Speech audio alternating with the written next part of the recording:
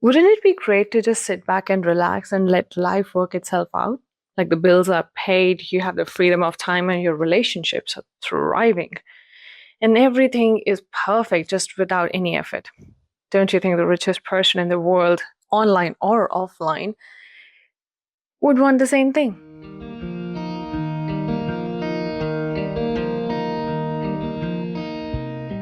Here's some food for thought. What if it's not about measuring your ambition that brings you success, but instead measuring your will to expand your capacity to hold that identity? And that's what brings you success. Maybe it's the inability to sit and hold uncertainty within us that makes us walk away from our dreams and wishes and choose a much easier life. Again, quoting from the book, The Courage to be the Slight. In the book, the philosopher explains his point by saying that sometimes we use our problems as shields to protect ourselves from facing our own fears. For example, one can be saying things like, I want to start a business, but I have a full-time job, so I don't have time.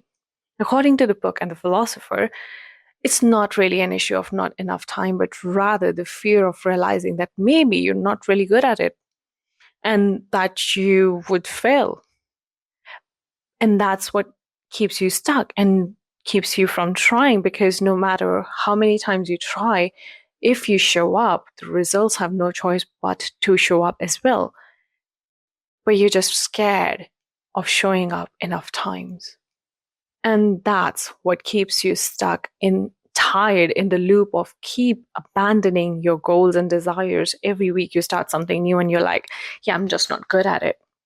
Of course you're not. You're just trying it for the first time. And honestly, this doesn't even have to be something as big and grand as starting a business, but something as simple as finishing your word count or running a 5K this year or sticking to your diet or the no phone policy before bedtime.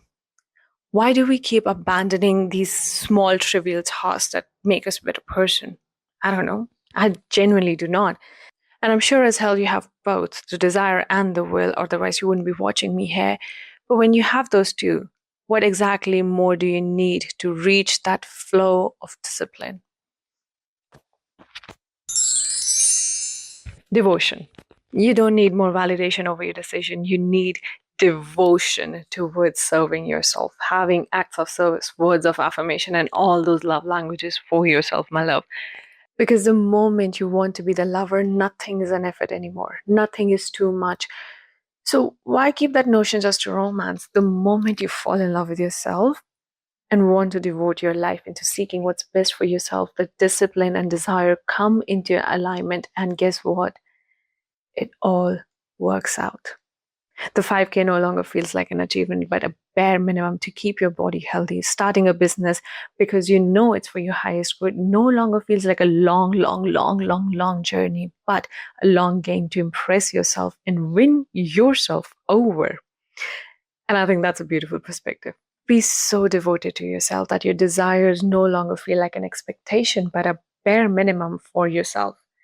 Treat your life like a lover. Be in love with yourself in this chapter. You don't have a motivation problem, you have a self trust problem. And your issue is that you're scared that it won't work out. And it wouldn't be the end of the world, no, because you would still survive to see the next day. And even if your business failed, even on the days that did not feel productive. And I remember one of my really good friends told me this when I was struggling with my own identity, that every day you wake up and you try to be better than yesterday. You compare your today with your previous day and not someone else's 20th chapter to your first chapter. And oh my God, I'm so grateful for him telling me that. Like, it was a life changer. And that is the truth. If you're seeking motivation, look for the why. Why do you want it? And if you're seeking the how to get there, look within. You know the next step. You are a person of a reasonable capability and intelligence, and you can figure it out. Just trust yourself for once. I recently came across this Instagram quote, and it said, you know what to do, and everything else is a negotiation with your comfort and your fear. So take the chance, trust yourself, be the lover. I think we do often get into looking into other people's choices and decisions and their life trajectories and try and copy their choices simply because it worked for her. Maybe it would work for me too. No, darling, different lives, different choices, different question papers. Trust your uncertain path. And if you believe in God or the universe, just have enough faith. Even the wrong train will take you to the right directions. And I truly, truly believe that because there's no such thing as a wrong train. This is your timeline, and everything that's happening is for your highest good. And I think we're moving far away from the topic, but, anyways, all I'm saying is that you can watch a million motivational videos and be so hyped up about trying this new thing, but it's going to be temporary.